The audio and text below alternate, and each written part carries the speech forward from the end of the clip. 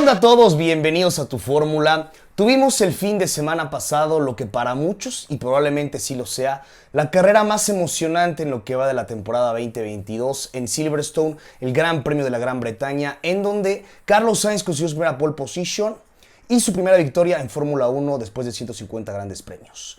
Pero el otro piloto que también se llevó los reflectores y que incluso fue elegido por lo mismo el piloto de día fue el mexicano Sergio Checo Pérez, que tras una remontada brutal logró terminar en el segundo puesto, regalándonos unos duelos impresionantes en pista. Por lo que entonces en este video, y como ya es costumbre los martes, vamos a repasar todo lo que sucedió en torno al piloto mexicano durante todo el fin de semana. Porque si bien es cierto que Checo venía de un mal fin de semana en Canadá, donde las cosas no habían salido como él quería y tuvo que abandonar, Silverstone tampoco había sido una pista o ha sido una pista favorable para el mexicano hasta ahora.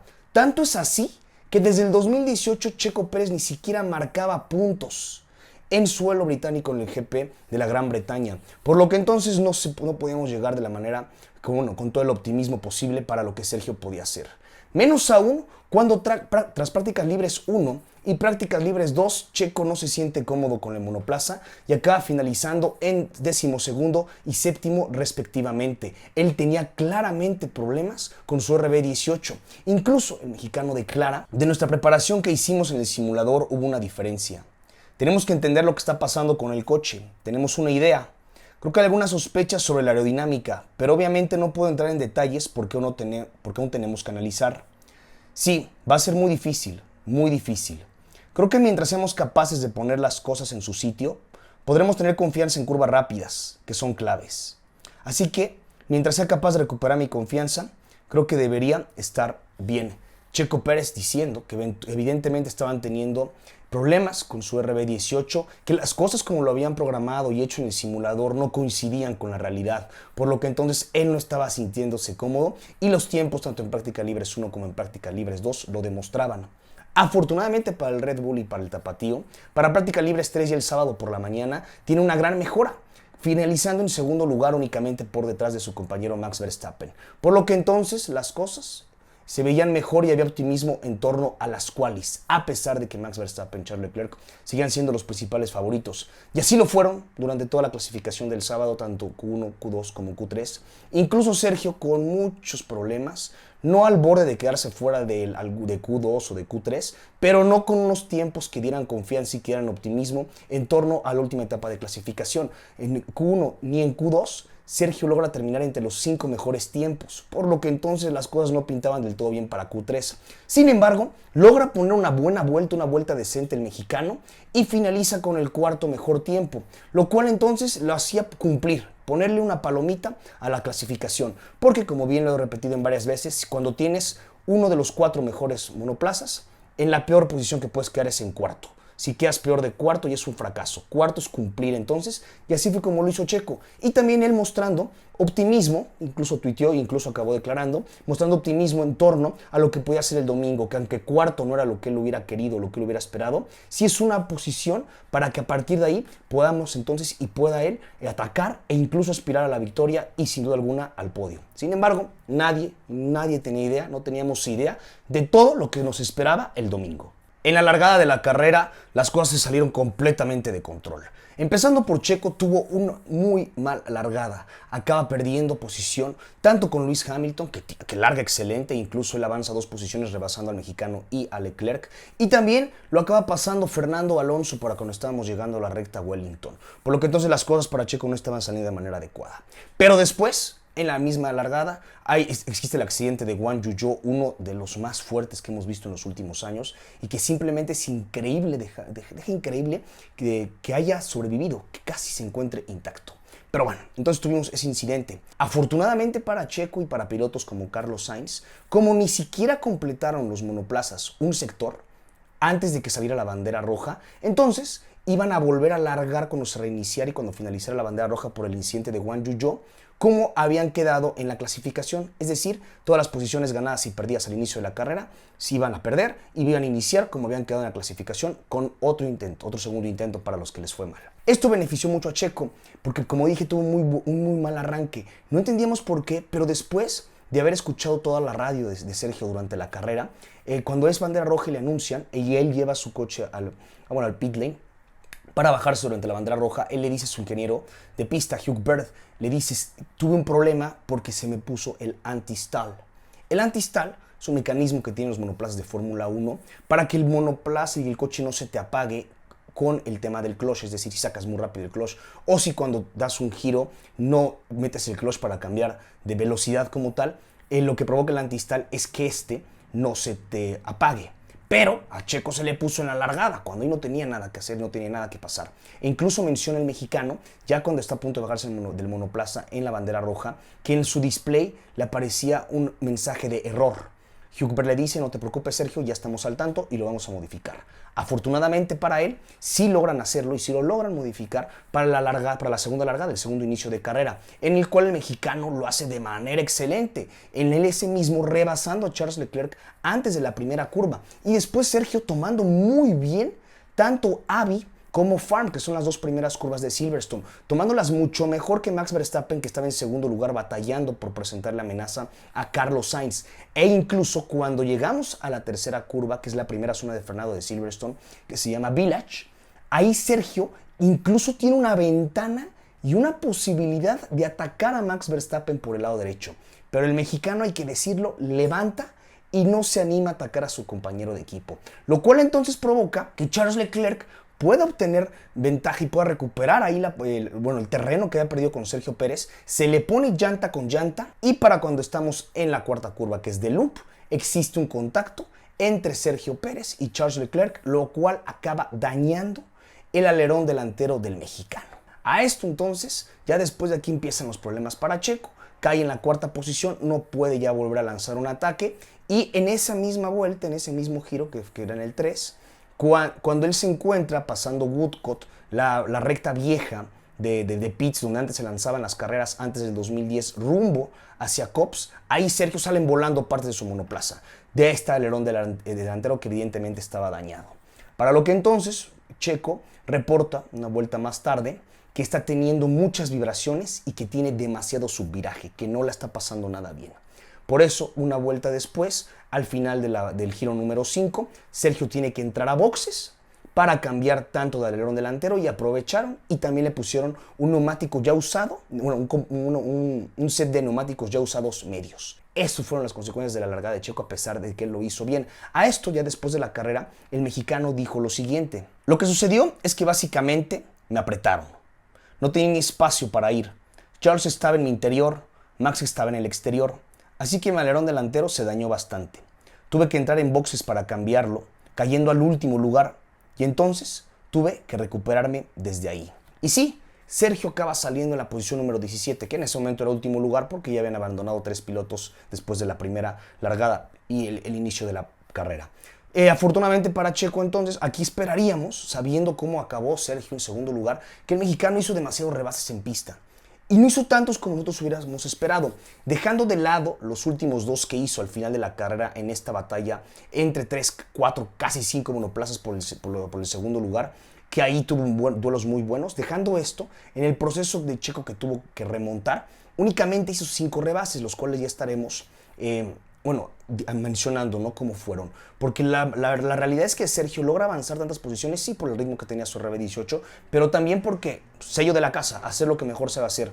Stint largo en neumáticos medios, cuidándolos y haciendo un stint largo y así aprovechando cuando los demás entraban a pits para ir avanzando posiciones. Inmediatamente él avanza una cuando Sebastian Vettel entra a boxes. En la vuelta 15 él pasa a Yuki Tsunoda al final de la segunda zona de DRS en esta recta hangar, que es la más larga de Silverstone, y él ataca por derecha. Esta fue la zona preferida de Sergio para realizar todos sus adelantamientos. Ahí hizo todos básicamente.